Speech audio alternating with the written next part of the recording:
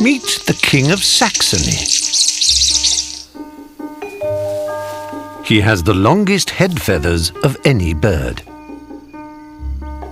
And they're vital for impressing a female.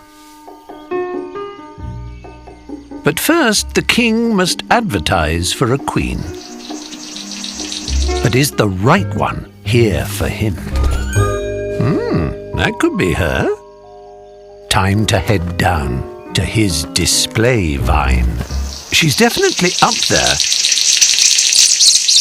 But he needs her closer.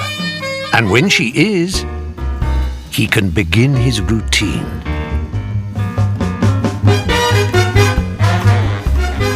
She'll judge him on everything. It's decision time.